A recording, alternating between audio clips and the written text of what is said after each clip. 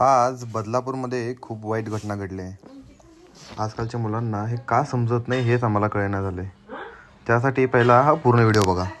नमस्ते भाइयों, अभी हम जा रहे घूमने।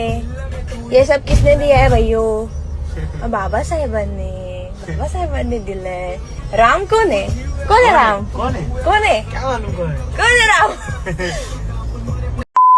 रामाला हाय तरी का राम असेल तर सांगा बरं का। आम्ही कुठे माहितीये का, आम्ही अशा गावात जिथे रामाला मानतात आणि तिथे आम्ही काय करतोय, संविधान भाई, संविधान। खरंच आजकालच्या या जेंजेड मुलांना हे कळत नाही की यामुळं फक्त त्यांच्या आईवडिलांचं नाही तर त्यांच्या समाजाचं नाव पण खराब होणार आहे आणि आपल्यासारख्या लाखो हिंदुत्वाच्या भावना दुखावल्या जाणार आहेत। आणि यांची हिंमत कशी होते की हिंदू देवतांना शिवीगाळ करण्याची।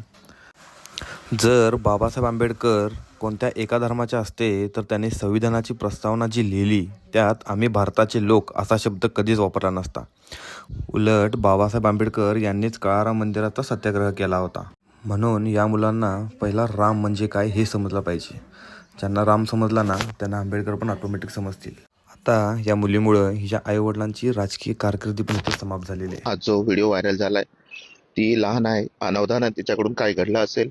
मी सर्व जनतेची जाहीर माफी मागतो आणि प्रभू श्रीरामांची सुद्धा माफी मागतो की या अशा व्हिडिओमुळे ती सर्व समाजाच्या भावना दुखावल्या गेल्यात। आणि दुसरं एक महत्त्वाची गोष्ट, भारतीय जनता पार्टी शहराध्यक्षपद प्रतिभाकडे आहे आणि एक नैतिक जबाबदारी आहे याची, म्हणून आज या घडलेल्या सर्व प्रकाराची मी नैतिक जबाबदारी स्वीकारते आणि भारतीय जनता पक्षाच्या महिला अध्यक्षपदाचा राजीनामा देते।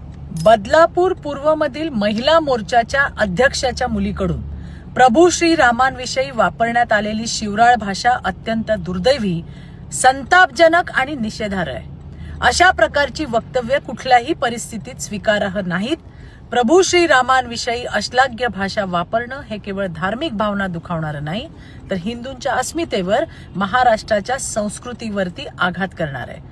कोणतीही व्यक्ती ती कुठल्याही पदावर असो किंवा कोणाची पण नातेवाईक असो, अशा कृत्याला माफी नाहीच। भारतीय जनता पार्टी नेहमी संस्कार, श्रद्धा आणि संविधान याचा सन्मान करत आली आहे। त्यामुळे संबंधित मुलीवर अद्याप जर कारवाई झाली नसेल तर ती तात्काळ करण्यात यावी। धन्यवाद। जय हिंद, जय महाराष्ट्र।